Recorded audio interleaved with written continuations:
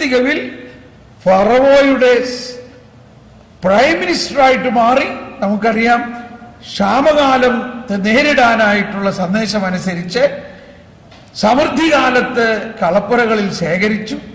ക്ഷാമകാലം വന്നതോടെ ഇതാ തൻ്റെ സഹോദരന്മാര് യാചനാപാത്രവുമായിട്ട് വന്നിരിക്കുമ്പോൾ ജോസഫ് അവരെ കാണുമ്പോഴുണ്ടായ ആ വികാരമൊന്ന് ആലോചിച്ച് നോക്കുക. തന്നെ കൊല്ലാനും ഈജിപ്തുകാർക്ക് വിൽക്കാനും വിറ്റുകയും ചെയ്ത സഹോദരന്മാർ ഇപ്പൊ ജോസഫിന്റെ മുമ്പിൽ. അവസാനം ജോസഫ് പറയുകയാണ്, ഇവരെല്ലാവരും ഒരു മുറിയിൽ വിളിച്ചു കൂട്ടിയിട്ട്, നിങ്ങൾ ഈജിപ്തുകാർക്ക് വിറ്റ നിങ്ങളുടെ സഹോദരൻ ജോസഫാണ് ഞാൻ. നിങ്ങൾ ഈജിപ്തുകാർക്ക് വിറ്റ നിങ്ങളുടെ സഹോദരൻ ജോസഫാണ് ഞാൻ.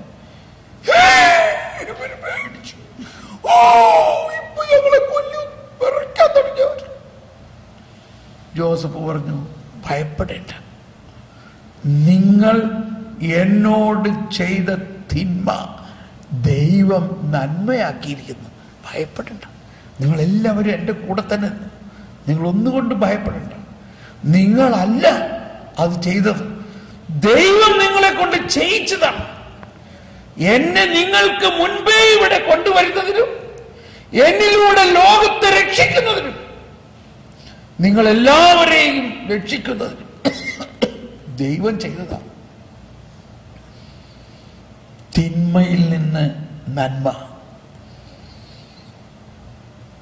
അതാണ് ദൈവത്തിന്റെ സർവാധിപ ശക്തി എന്ന് പറയുന്നത്. ദൈവത്തിന്റെ സർവാധിപ ശക്തി എന്ന് പറയുന്നത് തിന്മ ചെയ്യുന്ന ഒരുത്തനെ കൊല്ലണതിലല്ല, തിന്മ ചെയ്ത ഒരുത്തനെ ശിക്ഷിക്കുന്നതിലുമല്ല, തിന്മ ചെയ്ത ഒരുത്തനോട് ക്ഷമിക്കുന്നതിലും അവനെ നേടുന്നതിലാണ്.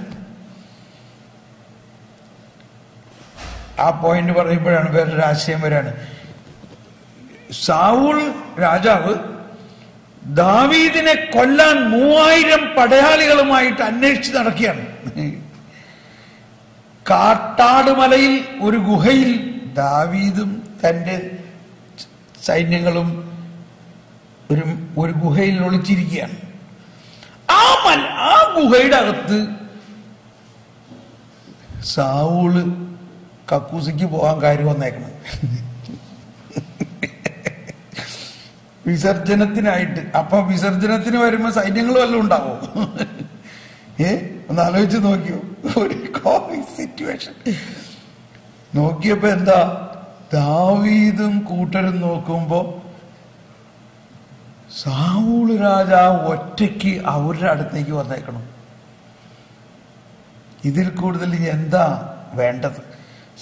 ദാവീദിന്റെ സൈന്യക്കാര് പറഞ്ഞത്, നമ്മുടെ ശത്രുവിനെ നമ്മുടെ കയ്യിൽ തന്നെ കിട്ടിയിരിക്കുന്നു, ഇപ്പൊ അവനെ കൊല്ലണം, ഒറ്റ കുത്തിന് ഞാൻ അവനെ അവസാനിപ്പിക്കാം. അതിലെന്ത് വലിയ കാര്യമുള്ളേ ഇല്ലേ? അതിലാണോ ശക്തി? ദാവീദ് പറഞ്ഞു, തൊട്ടുപോകരുത്, എന്റെ രാജാവാണ്, എന്റെ രാജ്യത്തിന്റെ അഭിഷിക്തനായ രാജാവിന് നമുക്ക് തൊടാൻ പാടില്ല. രാജാവ് വിസർജനം ചെയ്തുകൊണ്ടിരിക്കുന്നതിന്റെ ഇടയിൽ രാജാവിന്റെ പുറങ്കുപ്പായത്തിന്റെ ഒരു കഷ്ണം മുറിച്ചെടുത്ത് രാജാവ് ഇത് കഴിഞ്ഞ് പുറത്തേക്ക് പോയപ്പോ ദാവീദ് പുറകെ ഓടി വന്നിരിക്കാൻ, മഹാരാജാവേ, ഇതാ നിന്റെ ഈ മകൻ ഇവിടെ ഈ ഗുഹയിലുണ്ടായിരുന്നു, ഇത് കണ്ടോ, നിന്റെ മാൻഡലിന്റെ നിന്റെ പുറകുപ്പായത്തിന്റെ ഒരു കഷ്ണം ഞാൻ മുറിച്ചെടുത്തപ്പോൾ നിന്നെ അറക്കാനും നിന്നെ കൊല്ലാനും എനിക്ക് സാധിക്കുമായിരുന്നില്ലേ? എന്നാൽ ഞാനത് ചെയ്തില്ല, ചെയ്യില്ല, ഒരിക്കലും ചെയ്യില്ല. അങ്ങ് എന്റെ അഭിഷിക്തനാണ്. രാജാവിന്റെ കണ്ണ് തുറന്നു. രാജാവ് അന്തം വിട്ടുപോയി. രാജാവ് വാവിട്ട് കരഞ്ഞു എന്നാ പറഞ്ഞു, എന്റെ മകനെ, നിന്റെ നീതി എന്റെ നീതിയേക്കാൾ എത്ര വലുതാണ്.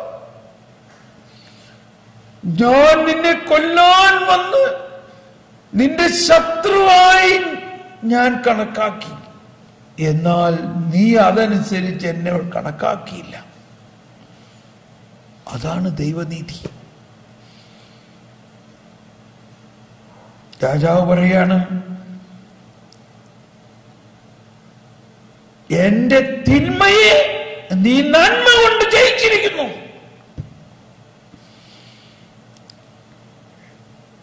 ദാവീദിനെ കൊല്ലാൻ വന്ന സാവൂള് അടുത്ത് പറഞ്ഞത് എന്താണെന്ന്? ദാവീദിനെ കൊല്ലാൻ വന്ന സാവൂൾ അടുത്ത് പറയുന്നത്, നീയാണ് ഇതുപോലെയുള്ള ഒരു നീതിമാനാണ് ഇസ്രായേലിൽ രാജാവാകേണ്ടത്. നീയാണ് ഇസ്രായേലിൽ രാജാവാകേണ്ടത്. എന്റെ മകനല്ല, നീയാണ് രാജാവാകേണ്ടത്. പക്ഷേ നീ ദയവ് ചെയ്ത് എന്നെയും എന്റെ മക്കളെയും കൊല്ലരുത്. ഇല്ല രാജാവ്, ഒരിക്കലുമില്ല. കണ്ടോ, ദാവീദിനെ കൊല്ലാൻ വന്ന രാജാവ് ദാവീദിനെ രാജാവായി വാഴിച്ചു എന്നുള്ളതാണ്. ഇതാണ് ശത്രുവിനെതിരെ മിത്രത. ഇതാണ് ദൈവത്തിന്റെ നീതി. ഇതാണ് തിന്മയെ നന്മ കൊണ്ട് ജയിക്കുന്ന ശക്തിയാണ്. 3000 പടയാളികളുമായിട്ട് വന്നിട്ട് എന്തുണ്ടായിപ്പോ? അതുകൊണ്ടാണ് സങ്കീർത്തനങ്ങളിലെല്ലാം പറയുന്ന, നിങ്ങളുടെ യുദ്ധശക്തി കൊണ്ടോ കുതിരബലത്തോലോ ഒന്നുമല്ല, ആത്മാവിന്റെ ശക്തിയാണ്. ആത്മാവിന്റെ ശക്തിയാണ്. നമ്മുടെ മനസ്സിൽ പിശാചിനെ കുറിച്ച് ഭയമോ, പിശാച് എന്തോ ഭയങ്കര ഒരു ദൂഷ്യം ചെയ്യുന്ന ഒന്നാണോ ഉണ്ടെങ്കിൽ ഇപ്പൊ അത് മാറട്ടെ. ദൈവത്തിന്റെ സർവാധിപത്യത്തിന്റെ കീഴിൽ പിശാച് ഒന്നുമല്ല. പിശാചിന്റെ പ്രവർത്തനത്തെ നശിപ്പിക്കാൻ വന്ന കർത്താവ് ഈശോ മിശിഹ അത് ചെയ്തു കഴിഞ്ഞിരിക്കുന്നു. അത് ചെയ്തു കഴിഞ്ഞതിന് ശേഷമുള്ള കർത്താവാണ് നമ്മളിൽ വസിക്കുന്നത്. വിശ്വസിക്കുക. എങ്കിലും പിശാചിനെ ദൈവം അനുവദിക്കുന്നുണ്ട് പല കാര്യങ്ങൾക്കും. കാരണം ദൈവത്തിന്റെ സർവാധിപത്യത്തിന് അതിനെ എല്ലാം അതിൽ നിന്ന് നന്മ ഉണ്ടാക്കാൻ കഴിവുള്ളത് കൊണ്ട്. നമുക്കൊന്ന് സ്തുതിച്ച് പ്രാർത്ഥിക്കാം. Hallelujah, hallelujah, hallelujah. യേശുവേ സ്തോത്രം, യേശുവേ മഹത്വം, യേശുവേ ആരാധന. സർവാധിപനായ കർത്താവേ, സർവശക്തനായ ദൈവമേ, ഞങ്ങൾ അങ്ങ് സ്തുതിക്കുന്നു. Hallelujah, hallelujah. പരിശുദ്ധാത്മാവേ ഞങ്ങളിൽ നിറയണമേ. ഓ പരിശുദ്ധാത്മാവേ ഞങ്ങളിൽ നിറയണമേ. ഞങ്ങളിൽ ദൈവിക ജ്ഞാനം നൽകണമേ. ദൈവത്തിന്റെ ശക്തി ഞങ്ങളിൽ നിറയട്ടെ. ഞങ്ങളുടെ വിശ്വാസം വർദ്ധിപ്പിക്കണമേ.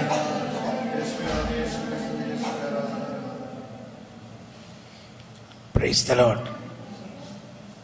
നമുക്ക് ഇവിടെ